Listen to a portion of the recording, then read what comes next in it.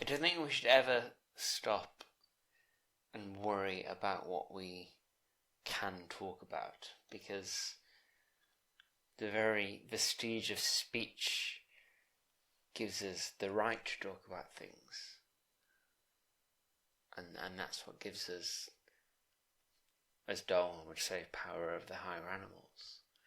For example, The Prince, Chapter 1. How many kinds of principalities there are, and by what means they are acquired. All states, all powers that have held and hold rule over men have been and are either republics or principalities. Principalities are either hereditary, in which the family has been long established, or they are new.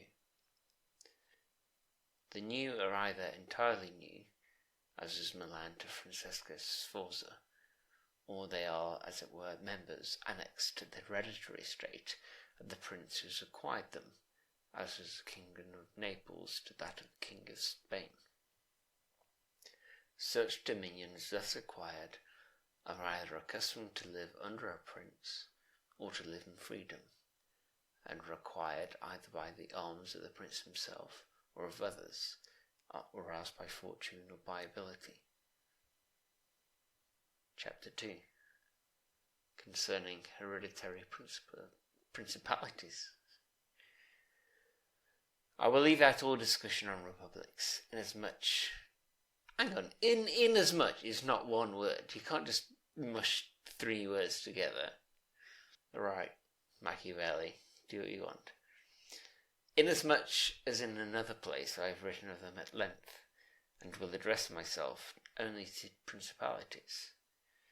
In doing so, I'll keep to the order indicated above, and discuss how such principalities are to be ruled and preserved. I say, once there were few difficulties in holding hereditary states, and those long accustomed to the family of their prince, the new ones. For it is sufficient only to transgress the customs of his ancestors, and to deal prudently with circumstances such as they arise. For a prince of average powers to maintain himself in the state, unless he be deprived of it by some extraordinary and excessive force, and if he should be so deprived of it, whether anything sinister happens to the usurper, he will regain it. We have in Italy, for example, the Duke of Ferrara, who could not have withstood the attacks of the Venetians in 84, nor those of Pope Julius in 10, unless he had been long established in his dominions. For the hereditary prince has less cause and less necessity to offend. Hence it happens that he will be more loved, and unless extraordinary vices cause him to be hated, it is reasonable to expect that his subjects will naturally be well disposed towards him. And the antiquity and duration of his rule, the memories and motives of making change are lost, for one change always leaves the two thing for another. That's really interesting. I really am just reading this like off-piste. Yeah, like if everything's alright, it's like you're gonna be seen as alright, and if you're an advent of change, you're going to be seen to be bad.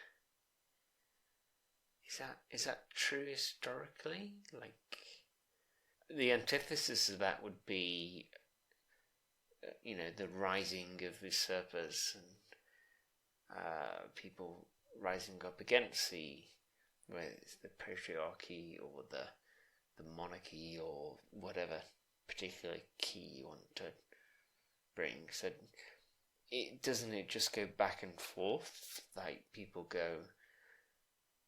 the people that are in power or people that are happy and comfortable go woo woo woo, and then the people that aren't very happy go, oh, we don't like this. I mean, I can totally imagine my brothers usurping against me. Concerning mixed principalities. Oh, this is a long one. I'm not going to read all that. It looks too long. Anyway, I'm glad you read my math speech. I will and will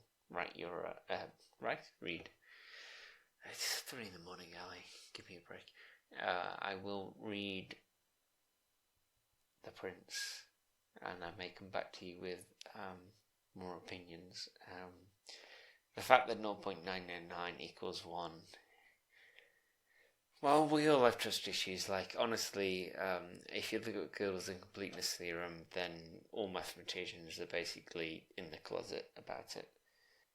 Science is objective. Yeah, cool. Then explain how science is based on numerical logic. I mean, I honestly, I really do remember my first year at Oxford doing maths when they would say the lecturer would say these things that seemed absurd, like if you draw a line that goes through A and B, then it also must go through C if C is in the middle. And everyone would go, well, why do you need to prove that? And then he'd give us a counterexample of, well, turns out doesn't always happen to be the case. And in order to prove something like that, which I think is called the mean value theory, you have to have a load of assumptions. So mathematics is like, more than anything else, is based on so many axioms and truths. And that doesn't necessarily make it better, but it makes it at least complete in that sense. Like, you and I could debate about rights issues or politics. With mathematics, at least, they go through so much rigour to make sure that it's absolutely correct, to the point you bloody blow your head off, There's a famous bit in Bertrand Russell's book about proving that 1 + 1 = 2 that I don't even understand. I think I can prove 1 + 1 = 2, but don't hold me down to it. And that's, in some senses, a league beyond what your politics and pragmatism would suggest. The rigour that you have in your politics. But then on the other hand, as I think I've told you, one of the things I like is that you do bring pragmatism to this argument. So I exist in this theoretical world of mathematics, and you exist in the real world. Anyway, I have now blithered for a long time. Not even sure if this is recording. I'll catch you later. I miss you. Talk to you soon.